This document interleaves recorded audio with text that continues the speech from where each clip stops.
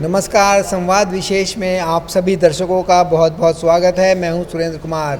हमारे साथ बेहद ही खास मेहमान मौजूद हैं। हमारे साथ मौजूद हैं निर्गुण लोक कबीर गायक भैरव सिंह चौहान जी, जिन्हें पद्मश्री से सम्मानित किया है। सर, संसद टीवी पर आपका बहुत बहुत स्वागत है। इस सम्मान से सम्मानित होने के बाद आप कैसा महसूस करते हैं, और उन गौरव के पलों को अगर आप याद करते हैं तो क्या आपके दिमाग में आता है कि इतने वर्षों से जो आपने इस कला के क्षेत्र में सेवा की है, उसको आप कैसे देखते हैं? हमारे पिताजी गाते थे। 9-10 साल की उम्र से यानी उनके साथ में बैठकर मंजीरा करताल बजाना, और 14-15 साल की उम्र से हम तंबूरा, जो लोक साज होता है, तंबूरा बजाने लग गए और गाने लग गए। और हर गांव में, कस्बों में, शहरों में धीरे धीरे सबको मालूम पड़ा, अच्छा लगा हमारा गायक। फिर हमने आकाशवाणी ऑडिशन करवाया, वहाँ भी पास हुए। कुछ समय के बाद में उच्च श्रेणी के लिए आवेदन किया मालवा हाउस इंदौर में, वहाँ भी सफल घोषित हुए। और हमने जिला स्तरीय प्रतियोगिता और संभाग स्तरीय प्रतियोगिता और प्रदेश स्तरीय प्रतियोगिता शासन की तरफ से होता है, उसमें भी सफल हुए। दूरदर्शन केंद्र भोपाल में भी जब दूरदर्शन केंद्र से कार्यक्रम के समय समय पर आमंत्रण और रिकॉर्डिंग प्रसारण हुआ, इंदौर दूरदर्शन केंद्र का उद्घाटन हुआ, उसमें भी आमंत्रित किया। बाद में हमने कैसेट सीडी भी कबीर के विशेष कम से कम 20 भाग गाया हमने।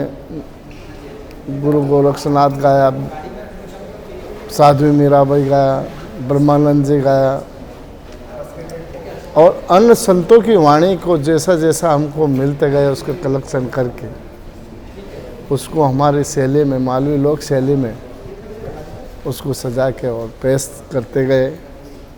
हमारे मन में ऐसा कुछ नहीं था कि पद्मश्री क्या होता है। मुझे तो ये घोषणा नहीं हुई, उसके पहले भी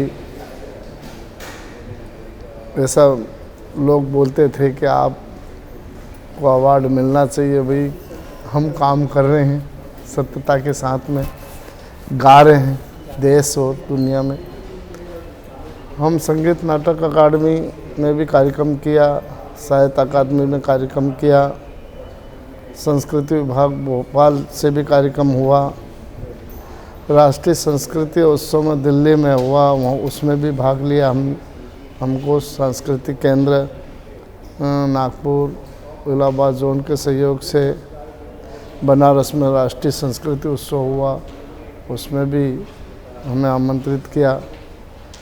और पटियाला जोन से भी हम जुड़े हुए हैं, कोलकाता जोन से भी जुड़े हुए हैं, और ICCR पैनल के आर्टिस्ट हैं हम, मतलब कलाकार हैं, वहाँ के भी 17 से जुड़े हुए हैं। और यहाँ दिल्ली में भी काफ़ी प्रोग्राम हुए। हमारा इंदिरा गांधी राष्ट्रीय कला केंद्र है, और सभी जगह। जो ये निर्गुण कबीर धारा है, इसके गायक आप हैं, इसको अपने पिता से आपने सीखा, इसके बारे में थोड़ा सा बताएं। ये किस तरह से इसको आप डिफ़ाइन करना चाहें आम जन की भाषा में, अगर आगे आने वाले यूथ को इसके बारे में जानना तो इसको आप कैसे बताएंगे? और अंत में हम चाहेंगे थोड़ा सा देखिए, आपने बहुत ही अच्छा यानी प्रश्न लगा मुझे। हमारे बचपने में जो पिताजी गाते थे, उस समय रेडियो, टेलीविज़न, टीवी का कोई मनोरंजन का साधन नहीं था। उस समय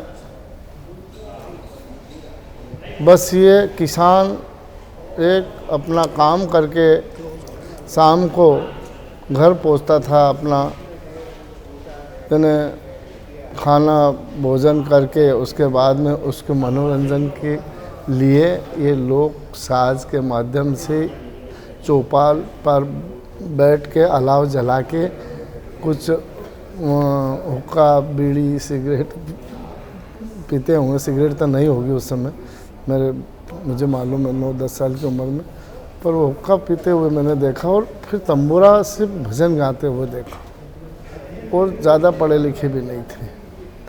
तो उस समय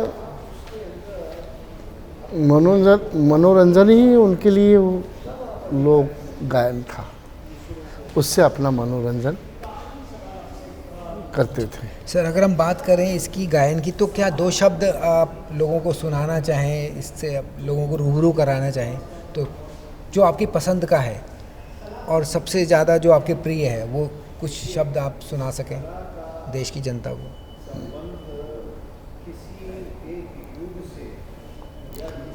जी सबका हुक्का लीजिए और साचा शब्द निहार,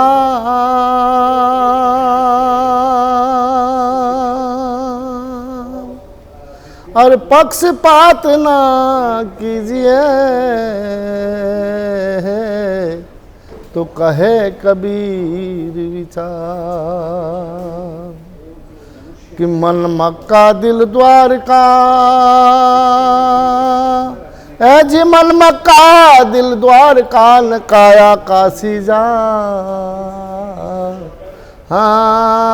हाँ अरे 10 द्वारे का पिंजरा,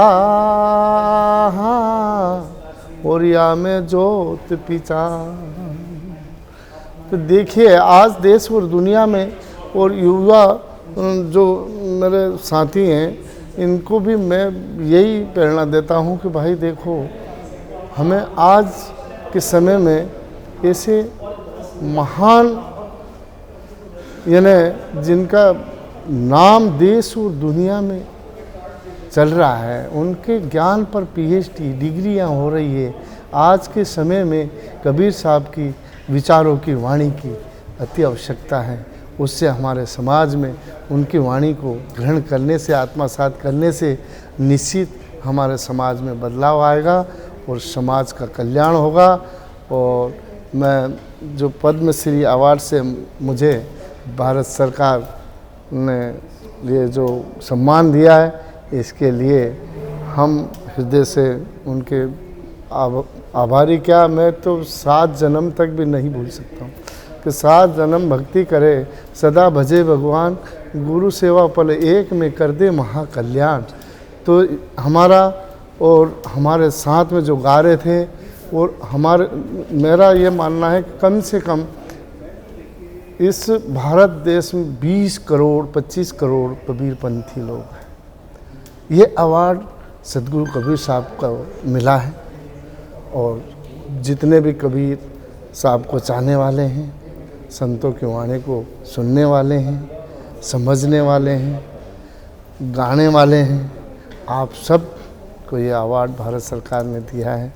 इसके लिए भारत सरकार को पुनः मैं बहुत बहुत आभार व्यक्त करता हूँ कि आपने एक छोटे से ज़मीन से जुड़े हुए व्यक्ति को यानी आपने पद्मश्री अवार्ड से अवार्डित किया है। धन्यवाद सर। संसद टीवी से बात करने के लिए आपका बहुत बहुत धन्यवाद। तो ये थे लोक निर्गुण कबीर धारा के प्रसिद्ध गायक भैरू सिंह चौहान जी, जिन्होंने इस गायन के ज़रिए देश भर में ख्याति प्राप्त की और अपनी इस कबीर धारा को, निर्गुण कबीर धारा को देश ही नहीं दुनिया में भी फैला रहे हैं। संसद टीवी के लिए सुरेंद्र कुमार।